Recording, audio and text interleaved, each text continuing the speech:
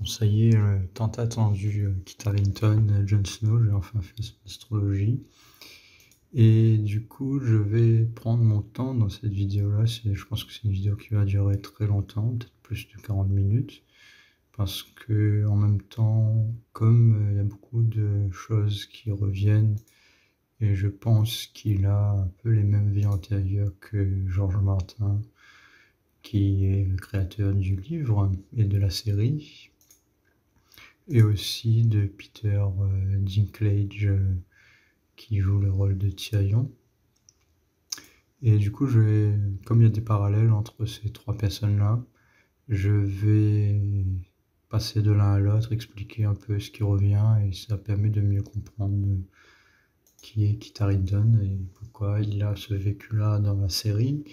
Et ça ressort aussi dans sa vie personnelle, du coup, comme les autres personnages, hein, comme les autres acteurs, et aussi le créateur de la série, ça ressort dans la vie personnelle, et c'est plus facile de comprendre après ensuite la vie personnelle parce que c'est des personnes qui cachent beaucoup, mis à part Peter qui parle beaucoup, mais les deux autres personnes ils cachent beaucoup la vie personnelle, et du coup c'est difficile d'avoir des détails pour confirmer ce placement-là, sachant que j'avais pas l'heure de naissance pour Kit Harington, mais du coup je pense qu'il est né aux alentours de midi, et George Martin, il n'y avait pas son heure de naissance aussi, mais du coup, je pense qu'il est né aux alentours de 9h25. Je peux me tromper parce qu'il peut y avoir des autres placements qui vont donner quelque chose de similaire. Mais je suis quand même.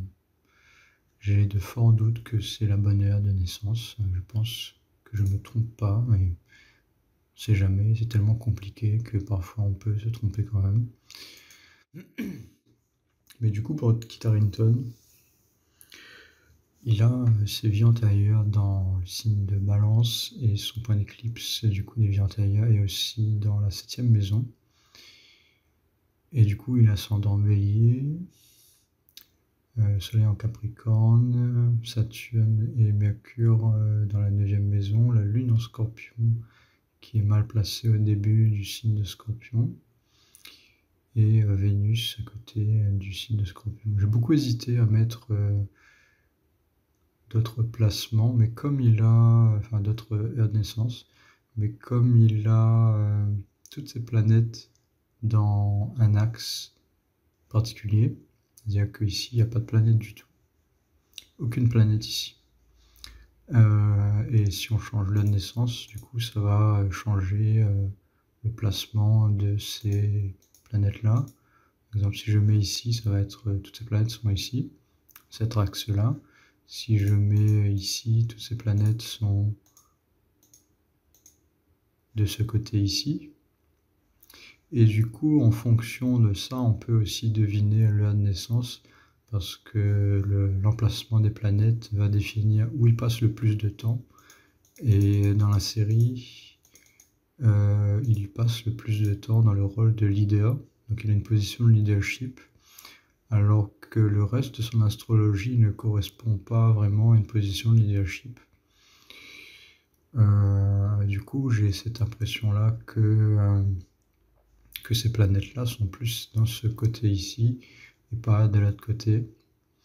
Après, j'hésitais à mettre aussi ici, parce que dans ce cas-là, il aurait eu une position de diplomate, et il fait vraiment beaucoup de diplomatie dans la série. Donc j'hésitais quand même un peu, et il y a peut-être une possibilité que son date de naissance est ici, vu que là, il serait quand même un leader, mais un mauvais leader du coup.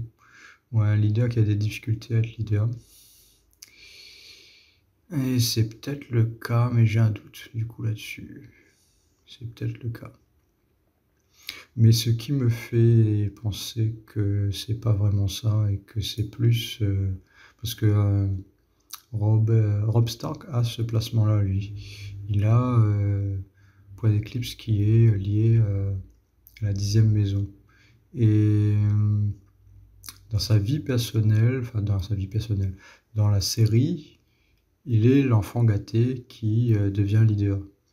Et c'est un peu, j'exagère un peu, hein, mais c'est un peu ce placement-là, ça donne un peu cette manière d'être, enfin, ça donne ce vécu surtout, ce placement-là, c'est-à-dire qu'on va être à la maison et on devient leader ensuite et qu'on est un peu forcé à devenir leader, même si on est plus une position ou une personne qui reste à la maison, qui aime bien passer du temps à la maison et qui est content à la maison et ce genre de choses-là. Et c'est la position que Macron a, par exemple, tu vois. Donc c'est quelqu'un qui est pas très bon leader parce qu'il passe du temps à la maison, beaucoup à la maison. Et je pense pas que c'est la vie que ça reflète qu'il a dans Game of Thrones. Je pense que c'est plus l'autre sens du coup. Euh, Du coup, voilà, j'ai retrouvé la bonne date. Et du coup, là, il a son point d'éclipse sur la 7e maison. Et je pense qu'il a ce vécu-là parce que, comme Peter Dinklage, qui joue le rôle de Tyrion, il y a ce thème, même thème qui revient, bon, qui revient un peu différemment parce que c'est en Vénus, lui. Tandis que Tyrion, lui, c'est en Vierge. Il y a autre chose autour qui fait que c'est un peu différent. Pas bien sûr avoir exactement le même vécu. Mais du coup, ce qui ressort dans la série Kit Harington, son vécu, c'est quoi? Il est un bâtard qui n'est pas reconnu par son père. Enfin, il y a une histoire de bâtard. Je ne vais pas expliquer tout non plus. Mais il y a cette histoire-là où il est le bâtard de la maison. Même si c'est pas vraiment le cas, il a perdu son père qui est mort. Enfin, il y a une histoire de la série, c'est lié à ça, donc je vais pas expliquer tout ça. Mais en gros, ce qui se passe concrètement, c'est qu'il vit chez les Stark et qu'il est reconnu comme un bâtard. Il est reconnu comme tel et du coup, il a ce vécu-là, même si il n'est pas vraiment un bâtard. Mais il est reconnu comme tel, du coup, il a ce vécu de bâtard, il n'est pas reconnu, il est mis de côté. Et lui, il veut aller au mur parce que il peut pas avoir une position importante. Là où il est, dans la famille Stark, du coup. Et lui, il veut une reconnaissance. Il veut cette reconnaissance-là parce qu'il y a ce point d'éclipse qui le dirige vers la première maison, c'est-à-dire lui. Il veut savoir qui il est, il veut découvrir qui il est. Du coup, il va se diriger vers des endroits qui lui sont inconnus, un peu cette naïveté un peu d'aller vers l'inconnu, même si c'est quelqu'un qui est très perspicace, un peu comme Tyrion. Et du coup, il y a un peu quand même une sorte de naïveté, parce qu'il va dans des endroits qui sont peut-être dangereux. Du coup, il va au mur et il va là où il ne connaît pas. Il va dans un territoire inconnu, il va se découvrir lui-même. Au mur, il va s'entraîner là-bas, il pense qu'il va devenir quelqu'un en allant là-bas. Et du coup, il y a ce même thème qui revient chez Tyrion. Tyrion, lui, c'est quelqu'un qui est un nain, qui n'a pas été reconnu par sa famille, parce qu'il est petit, c'est un nain, il n'a pas le physique, et du coup, il y a une sorte de problème d'héritage, en fait. Et ce problème d'héritage, et l'héritage, c'est lié à la 7e maison, à la 8e aussi, mais beaucoup à la 7e. Enfin, il y a un peu les deux, en fait. Mais ici, je vais parler de la 7e, du coup, c'est pas vraiment l'héritage, c'est la succession, les générations, l'histoire, les générations, est-ce que je vais avoir le trône? Est-ce que c'est moi qui ai le droit de cet héritage par rapport à la famille, en fait? C'est lié à la famille, dans le sens où la 7e maison, ça représente les générations, la descendance, ça représente la descendance. Et du coup, comme Georges Martin, lui, je pense aussi qu'il a ce placement-là, c'est parce que il est le créateur de la série. Et il y a ces thèmes politiques qui revient à chaque fois. La 7e maison, c'est la politique, dans le sens où c'est la manipulation du peuple. La 7e maison c'est aussi la maison du peuple, dans le sens où c'est toutes les autres personnes. Du coup, c'est la manipulation qui ressort du peuple. Est-ce que j'arrive à m'en sortir dans la foule, par exemple? Si, par exemple, à un moment, une des scènes, c'est que le petit roi, là, le nouveau roi, il se retrouve dans la foule de King's Landing et il faillit se faire tuer par la foule. Et du coup, il y a cette capacité dans la série, on veut montrer que la personne qui est capable de maîtriser la foule et de maîtriser ou de manipuler la foule a le pouvoir en fait. Et du coup, c'est le pouvoir par la manipulation. C'est ce thème-là qui revient tout le temps dans la série. Et les deux personnages qui arrivent le plus à faire cet exploit de manipuler la foule en quelque sorte, que ce soit indirectement ou parce que ce sont des personnes qui ont un bon fond, c'est-à-dire que c'est des personnes qui ont une sorte d'amour pour le peuple ou qui veulent faire le bien. Et du coup, il y a aussi ce thème d'aimer le peuple en quelque sorte, celui qui est vraiment le bon leader. Il arrive à manipuler la foule, mais il aime aussi un peu la foule, il veut le bien de la foule.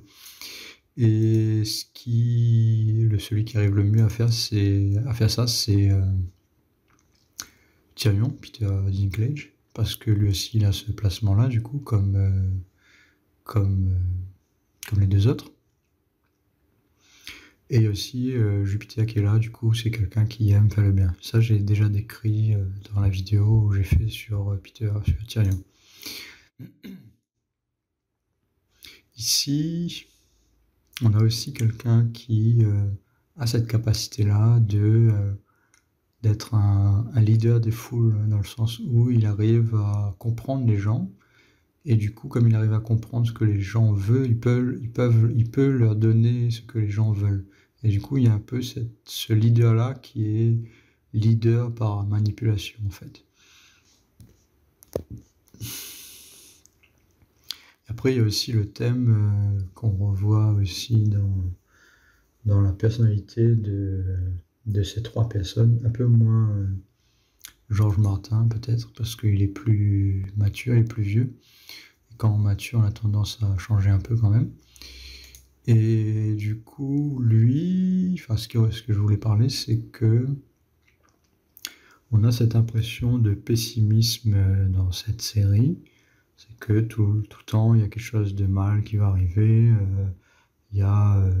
C'est un monde cruel en gros. Et la septième maison représente le peuple. Donc le peuple, c'est un peu cruel, c'est un peu sans, on peut pas vraiment contrôler la foule. La foule va aller où elle veut aller et c'est un peu chaotique. Et du coup, on a toujours cette impression-là quand on est dans des groupes ou dans des foules ou dans des groupes de foule, qu'il y a cette impression animale en fait qu'on peut pas maîtriser, tout ça. Et il y a aussi le côté sexe, le côté plaisir de la vie qui va être fait avec les autres, avec nos partenaires. C'est pour ça que la septième maison représente aussi les partenaires.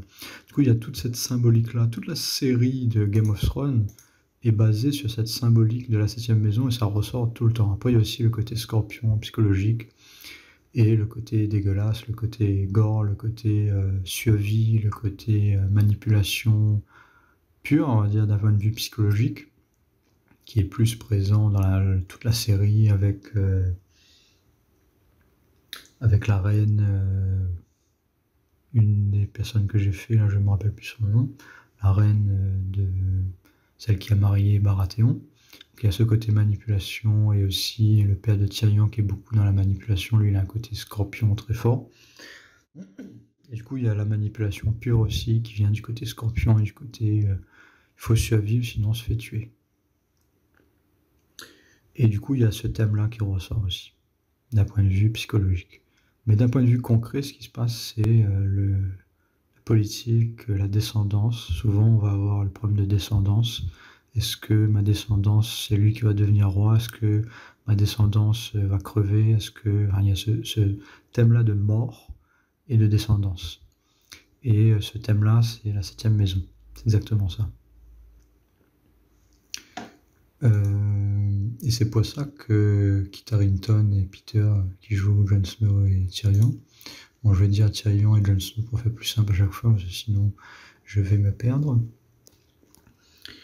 Et du coup, ce thème-là qui réapparaît, c'est que Jon Snow, lui, c'est un bâtard. Donc il y a un problème de descendance ici, parce que c'est ses vies antérieures. Et Jon Snow, l'acteur Kit Harington, si je regardais Wikipédia, il l'a pas dit, hein, il a un peu menti dans ses interviews où il dit qu'on lui demande s'il a des liens avec la noblesse ou si c'est un seigneur, un truc du genre. Et il répond non, mais sur le Wikipédia, il s'est écrit qu'il a des liens avec la famille royale et ce genre de choses-là dans sa vie réelle, hein, Kit Harington, l'acteur. Il a des liens avec la famille royale, Il y a eu, je sais pas trop quoi, un cousin qui a participé à la guerre des roses. Du coup, il y a une histoire avec lui, avec sa famille et tout ça, dans la vie réelle. C'est pas que dans la série qui ressort, mais comme il est très quelqu'un qui cache beaucoup qui il est, parce que généralement, quand on a ce placement, on est très fort pour cacher qui on est, pour pas forcément cacher qui on est. Le côté cachotterie, c'est le côté scorpion, je pense. Mais c'est des personnes qui vont être discrets, qui vont pas montrer vraiment tous les détails, et qui vont le faire aussi parce qu'ils ne savent pas qui ils sont vraiment. Et c'est pour ça qu'il y a ce problème de descendance aussi, c'est qu'il ne sait pas le fait qu'il y a le point d'éclipse sur la première maison. La première maison, ça représente qui on est, c'est notre physique, notre corps. Et du coup, c'est directement lié à nous. Le fait qu'il a le point d'éclipse là-dessus, il ne sait pas qui il est, il a un problème avec sa personnalité, il a du mal à reconnaître qui il est, mais il va vers ça, il essaie de découvrir. Et il y a la même chose chez Peter, chez Tyrion, dans le sens où bah, il est né un nain. Donc un nain, il a du mal avec qui il est, il sait pas qui il est, il cherche, il va essayer de grandir, il veut trouver qui il est. Mais sur le fait qu'il soit un nain, c'est pas lié que à ça, parce que sinon Jon Snow sera un nain aussi. Mais on a cette thématique en fait où ils ont du mal avec qui ils sont. Lui, il a du mal avec qui il est parce qu'il est né bâtard dans une famille où tout le monde est Stark. Et du coup, il ne sait pas qui il est, alors qu'il est en fait très important dans la série. Qu'il est en fait le fils d'un Targaryen et en même temps, enfin voilà quoi.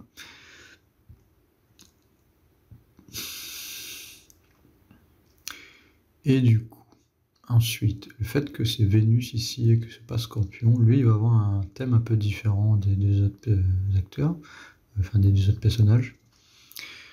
C'est que lui, Vénus, c'est lié au plaisir de la vie, ça peut être lié aux relations, ça peut être lié à un côté commercial ou à un côté vendeur et tout ça.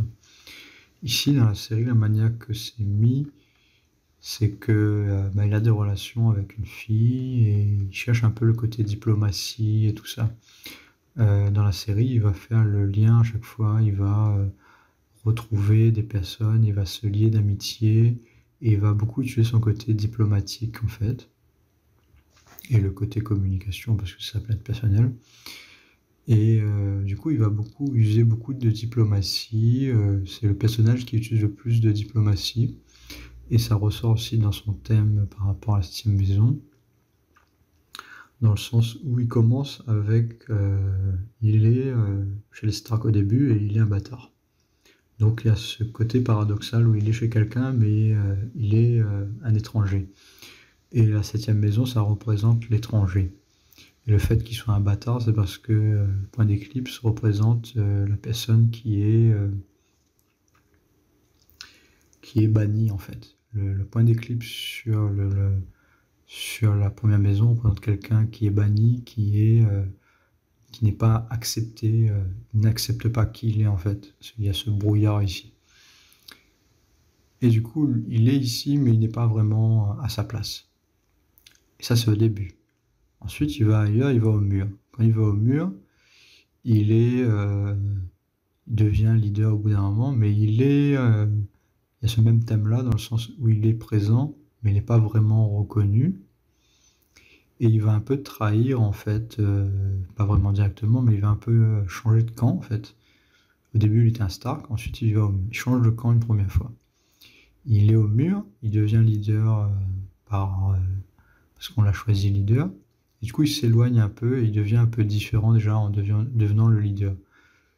Et ensuite, il devient le leader des sauvages. Du coup, il change de camp encore.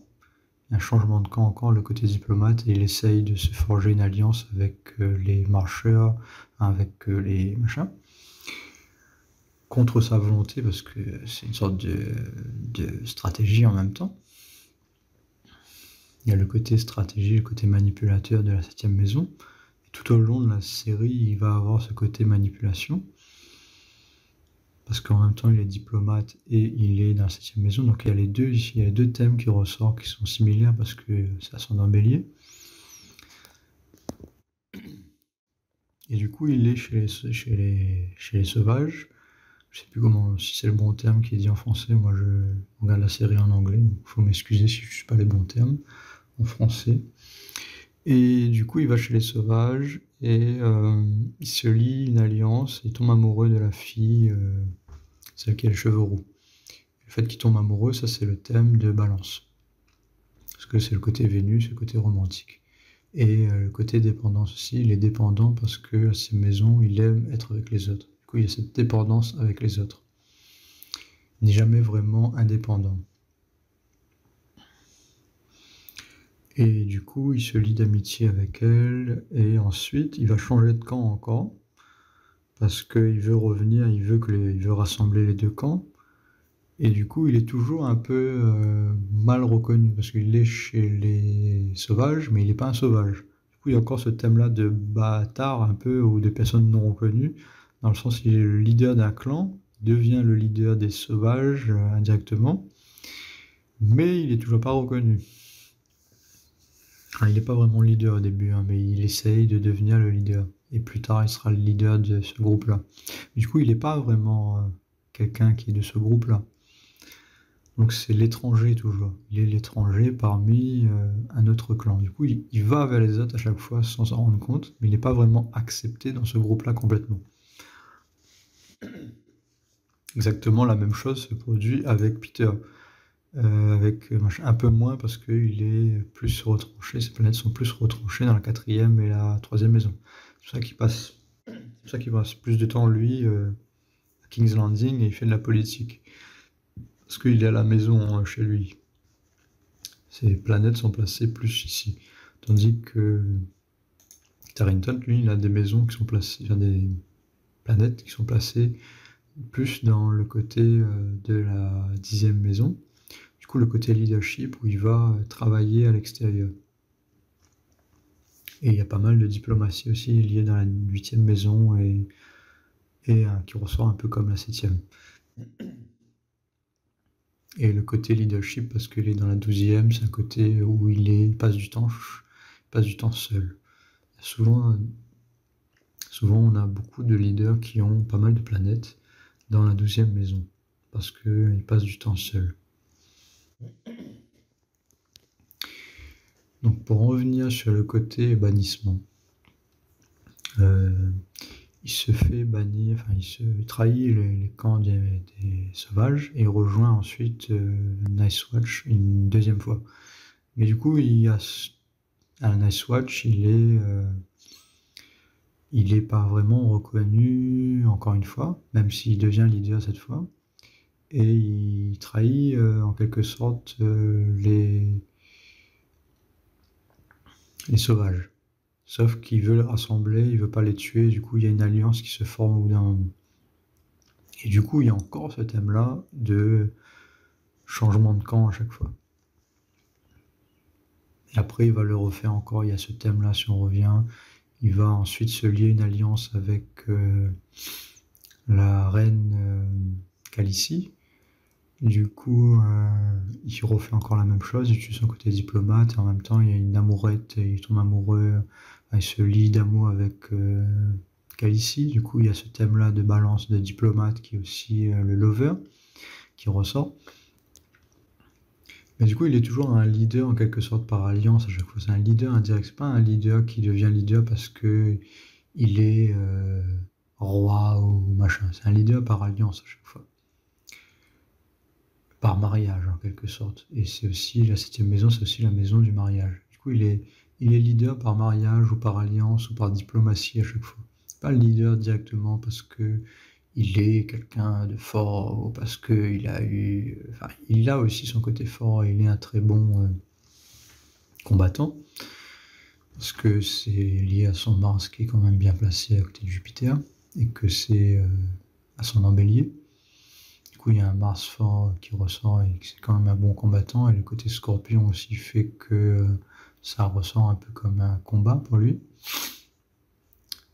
Et si je mets ici, il y a quand même aussi sa lune qui est liée au point d'éclipse aussi un peu. Du coup, il y a un côté martien qui ressort parce qu'il y a une influence entre le point d'éclipse et sa lune. Mais si on revient à le plus important par rapport à ce que je voulais expliquer entre ce paradoxe ici. On a... je vais revenir ici, c'est plus simple pour moi. Ensuite se lie une alliance, du coup, comme je le disais, avec Khaleesi. Et il devient le roi en quelque sorte par alliance. Et à la fin, dans la saison 8, il trahit Khaleesi. Donc il y a encore ce thème de trahison. Il n'est pas vraiment trahi, mais il était obligé pour... voilà, quoi. Il l'a tué au final, si je me souviens bien, dans la saison 8. Même si bon, il y a eu beaucoup de scandales sur la saison 8. Et c'est peut-être pas ce qui se passe dans le livre, mais du coup, ce qui se passe dans le livre n'est pas vraiment l'acteur qu'il est. Donc c'est normal aussi que la série, son thème astral va rejoindre la série et non pas le livre, pas autant le livre. Parce qu'il n'est pas acteur dans le livre, il est acteur dans la série. Et du coup, il trahit tout le monde en fait. C'est un traître en fait, en quelque sorte, un traître leader. Il est bon leader et il fait ça pour le peuple. Du coup, il y a ce thème-là à chaque fois qu'un bon leader doit être en quelque sorte, c'est le point de vue en fait de l'auteur en fait, que c'est la manipulation qui permet d'être un bon leader, mais qu'il faut aussi avoir le côté bon, parce qu'il a Jupiter ici. Et du coup, il est un peu déviantagé avec Jupiter et Mercure. Côté stratégiste, et le côté bon, le côté Mercure qu'on voit dans Tyrion, et le côté Jupiter qu'on voit dans la personne qui veut faire le bien. Et du coup, on a ça à chaque fois. Je vais faire une pause parce que j'ai un appel. Et du coup, on a ce thème-là qui ressort, le côté manipulation, le côté mercurien, le côté Jupiter. Alors, après ici, on a, je ne vais pas faire son astrologie à lui, je me change un peu de sujet sans faire exprès. Et du coup, pour revenir à Kit Harington, son astrologie est basée beaucoup sur ce point d'éclipse-là, qui fait qu'il cherche à comprendre qui il est et il veut avoir cette position en fait de premier, de leader. Sur la première maison, c'est qui on est, on peut devenir leader aussi si on a une première maison forte. Si on a une personnalité forte, ça peut rejoindre la 7e maison du coup. Et on a ce thème-là qui ressort dans toute la série. Et aussi, je pense aussi pourquoi je pense qu'ils ont tous les deux ce placement-là. C'est que Peter et Tyrion, c'est les deux personnages principaux dans la série. Et quand ils se fréquentent dans la première saison, quand Tyrion voit Jon Snow pour la première fois, quand il étudie un peu, qu'il le regarde, il prend pitié un peu de Jon Snow et il l'aide. Parce qu'il voit en fait, je pense qu'il voit Tyrion, il voit Jon Snow en lui, en fait, il voit un peu la même chose, c'est quelqu'un qui est rejeté par sa famille, qui a été rejeté, abandonné, et on l'a envoyé au mur sans qu'il sait en fait que le mur c'est une sorte de prison en fait, alors que lui pensait que c'était des guerriers qui devenaient une sorte d'héroïsme derrière ça, mais en fait c'était plus des prisonniers qui étaient forcés d'aller là-bas, sauf qu'on lui a pas prévenu, on lui a laissé croire que c'était une position d'héroïque. Mais au final, il arrive à se sortir de cette vision-là et arrive à devenir un héros quand même. Exactement comme Tyrion. Lui, Tyrion, il est un bâtard et du coup, au bout d'un moment, il se fait rejeter complètement par son père. Et par ce rejet-là, il finit par rejoindre une autre alliance. Du coup, il y a ce côté alliance qui se reforge ailleurs. Et il devient une meilleure personne ensuite. Et il arrive arriver à avoir une position de héros. La position de héros, c'est la première maison qu'il recherche en fait. Mais pour se faire cette première maison-là, il doit se faire rejeter avant. Et au moment où il se fait rejeter, il va découvrir qui il est un peu plus. Quand il découvre qui il est un peu plus, à chaque nouvelle alliance, il se comprend un peu plus. Et c'est la même chose qui se passe chez Kit Harington à chaque fois qu'il y a une trahison et il redécouvre un peu un aspect de sa personnalité un peu mieux. Et du coup, c'est un peu ce thème-là qui revient à chaque fois. Bien sûr, c'est symbolique et ça va pas exactement se reproduire comme ça dans sa vie personnelle. Mais il va y avoir quelque chose de similaire, bien sûr. Et du coup, lui, sa personnalité elle-même, les planètes, elles sont pas extraordinairement bien placées, hein. Mis à part son Jupiter et Mars qui sont bien placés, parce que Jupiter et Mars, ils s'entraident. Et du coup, il a un Mars fort et il a un Jupiter fort. Donc c'est quelqu'un qui veut aider les autres et qui agit en conséquence de sa volonté de bien faire. Du coup, Jupiter et Mars, quand ils sont ensemble, ça donne quelqu'un qui fait beaucoup d'actions et qui fait des bonnes actions. Parce que Jupiter, c'est la direction qui donne le côté je veux faire les choses correctement, et Mars, c'est je veux faire des choses. Du coup, il va faire des choses correctement. À chaque fois, il va prendre des décisions qui va aider les autres. Parce que Jupiter, c'est un peu le leader spirituel. Du coup, il a un peu cette position de leader spirituel où il veut faire les choses pour le bien spirituel du realm, en fait. Un peu ce que il s'appelle le rival de Littlefinger, là. Celui qui est les eunuques, qui joue un peu le rôle jupitérien, en fait, c'est-à-dire le conseil, le juge, enfin pas le juge, mais le conseiller spirituel, en fait. C'est un peu lui qui joue le rôle de conseiller spirituel dans King's Landing, même si c'est pas vraiment, il n'est pas vraiment prêtre ou quelque chose, mais il est un peu ce conseiller spirituel qui veut aider un peu le realm, en fait, le royaume. Et du coup, Jon Snow est un peu ce côté-là chez lui, pareil. Mais c'est pas vraiment un côté leadership pur comme son père. Son père, c'est plus quelqu'un qui était leader totalement, et c'est pas forcément un côté spirituel qui ressortait, c'est vraiment un côté force, confiance en lui et tout ça. Même si c'était pas parfait non plus et il était un peu trop perfectionniste, comme j'ai expliqué dans une autre vidéo. Ensuite, il a Saturne et Mercure qui sont dans la 9e maison. Et du coup, c'est un peu le combat qu'il y a dans sa famille à chaque fois. Parce que la 9e maison représente la famille, donc il y a un peu ce combat-là. Il y a peu de difficultés dans la famille et tout ça, en plus de ça, qui donne des difficultés dans la famille, bien sûr. Mais il y a aussi ici ce combat-là un peu moins visible, parce qu'il y a Mercure aussi qui aide. Et après, sa personnalité en lui-même. Voilà, j'ai parlé beaucoup de choses concrètes par rapport à la série. Ensuite, il y a sa personnalité, c'est la lune en scorpion. La lune en scorpion, j'ai déjà décrit dans pas mal de vidéos de personnes qui ont la lune en scorpion, surtout dans les premiers degrés comme ça. Des personnes qui, comme Khal Drogo, celui qui joue Jason Momoa, des personnes très discrètes qui ont peur de montrer leurs émotions, qui sont timides avec leurs émotions. Jason Momoa, comme il a un côté soleil force, ça ressort beaucoup chez lui, mais il cache son côté émotion, il a peur de montrer ses émotions, Jason, exactement comme Kit Harington. Quand on regarde ses interviews, on sent souvent qu'il est timide, qu'il a peur de montrer qui il est, sa personnalité, ses émotions. Et il y a beaucoup d'anxiété, même si c'est quelqu'un qui passe beaucoup de temps avec les autres, parce qu'il y a un côté social. Mais aussi une anxiété où il se sent pas à l'aise.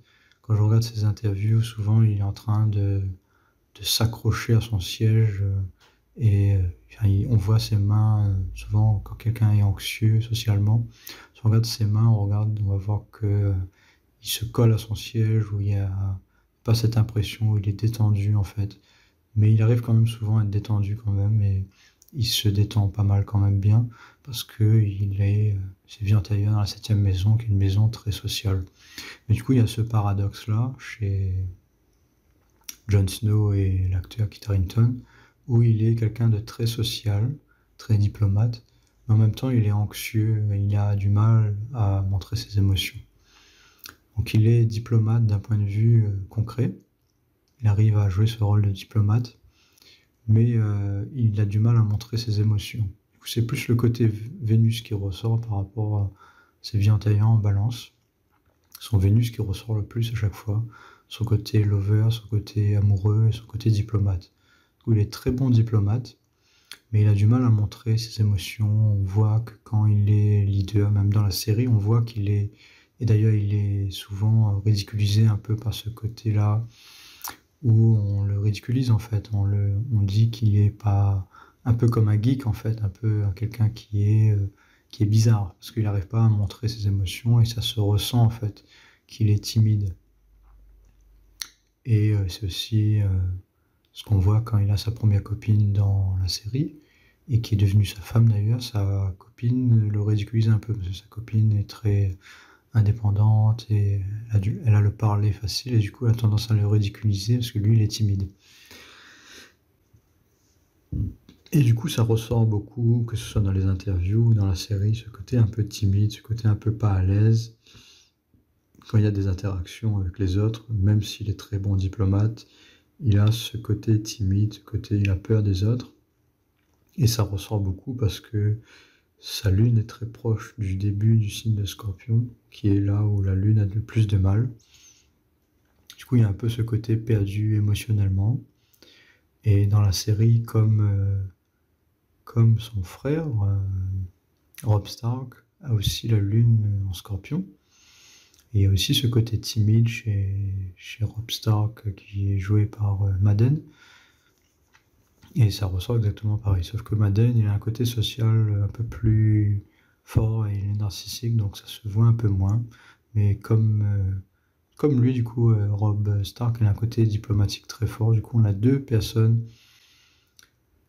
qui sont leaders par diplomatie. Et ça ressort à cause de lui, en fait, qui est le créateur de la série. C'est que à chaque fois, on a des leaders qui sont pas leaders parce qu'ils ont un soleil très fort, c'est-à-dire le côté masculin fort de...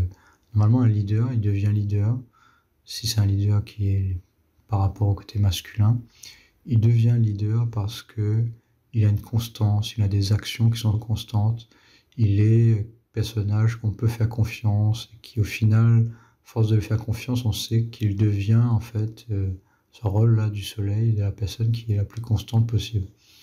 Ici, dans la série de George Martin, chaque fois on a des leaders qui sont leaders soit par diplomatie, soit par linéage, c'est-à-dire qu'ils deviennent rois parce que leur père avant était roi, du coup eux ils deviennent rois aussi. Mais c'est souvent un lien avec la septième maison. Souvent ou quasiment tout le temps. Du coup, si on regarde bien, et la seule personne qui était vraiment leader par rapport au fait qu'il était bon, c'est Eddard Stark, qui avait son placement avec le soleil à côté du point d'éclipse, mais du coup qui lui était trop perfectionniste. Et du coup, c'est un peu l'exemple du roi qui se fait tuer parce que il était trop parfait en fait pour ce monde-là. Il voulait faire trop les choses d'une manière parfaite et du coup il s'est fait tuer. Et du coup, en gros, pourquoi il y a cet exemple-là dedans au début? C'est que Georges Martin, il essaie de mettre en scène en fait un peu ce côté-là où le roi ou le personnage masculin n'arrive pas à être masculin parce que les événements font qu'il y a de la corruption et tout ça. Du coup, cette corruption-là, c'est lié à la septième maison aussi, parce que la septième maison, c'est le peuple, et souvent le peuple se corrompt parce qu'il n'y a pas un bon leader.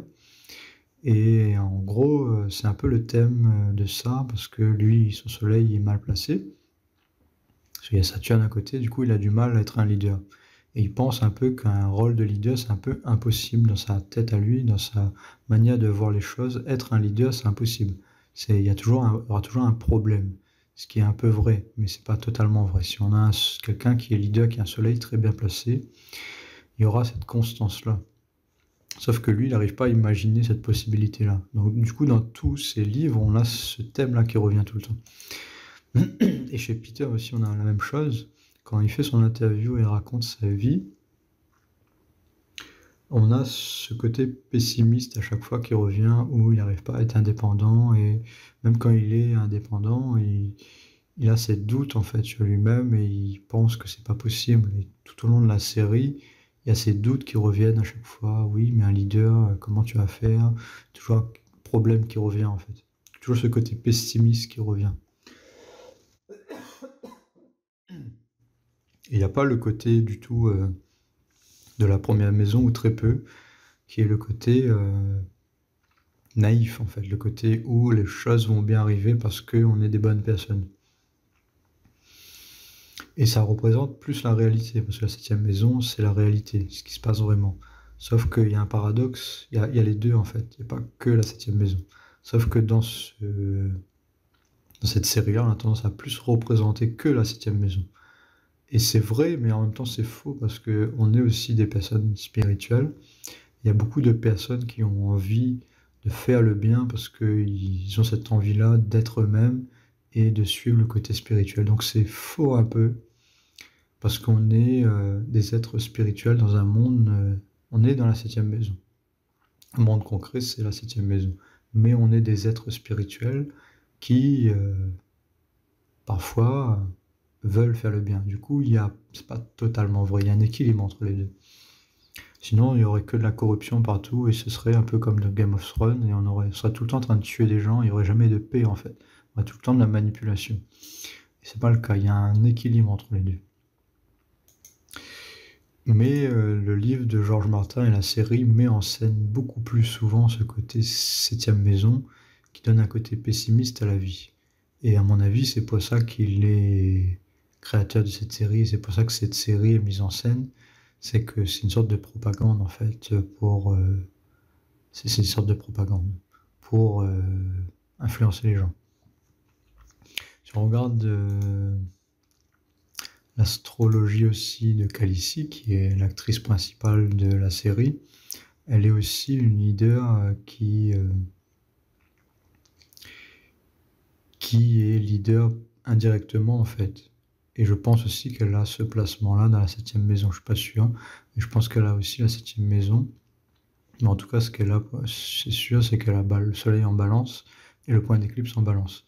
Et du coup, on a un peu le même thème de la personne qui devient leader par alliance et non par pure leadership ou par un côté masculin fort, contrairement à Eddard Stark. Et on a ce même thème en fait dans quasiment tous les personnages. Et ça rejoint un peu le thème féministe en fait, dans le sens où on est leader par alliance, par mariage et non par spiritualité, par bienveillance et par un choix pur qui serait fait. Et après, ça rejoint aussi la politique de nos jours, dans le sens où on a souvent ça. Aujourd'hui, la démocratie, c'est le peuple qui décide, mais c'est le peuple qui est indécis, qui ne sait pas qui il est, qui n'a pas ce côté spirituel en fait de recherche de la vérité. Et du coup, le peuple décide par manipulation, parce qu'ils se font manipuler par les leaders qui sont tricheurs, qui sont manipulateurs.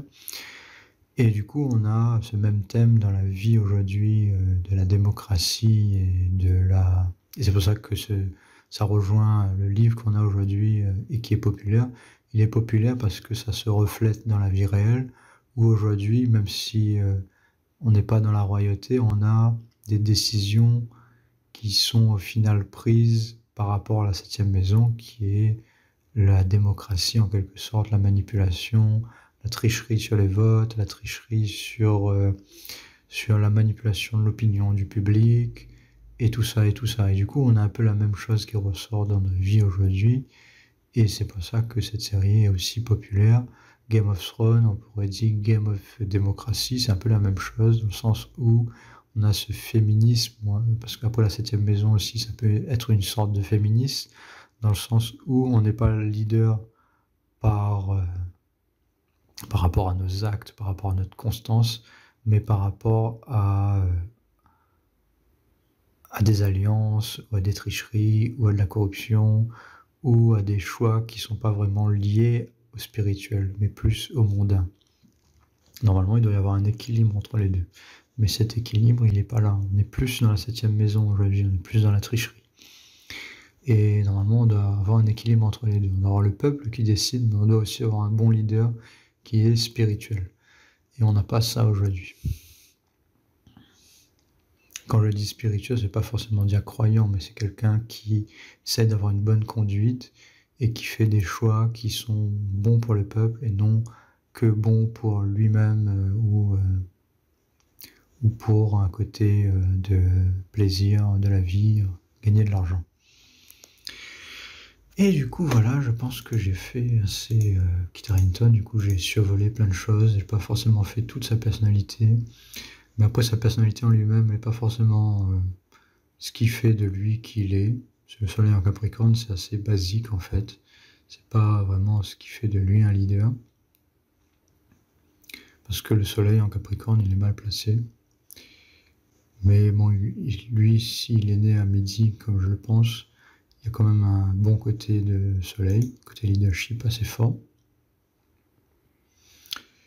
Et ça se voit ici, parce que là, son soleil est quand même assez fort, et c'est dû au fait que c'est au zénith. Et du coup, voilà, pour Jon Snow, je pense que j'ai fait le tour, plus ou moins, de sa personnalité, même s'il y a encore pas mal de choses à dire. On peut pas tout dire de toute façon. Je fais le plus important. Et du coup, voilà.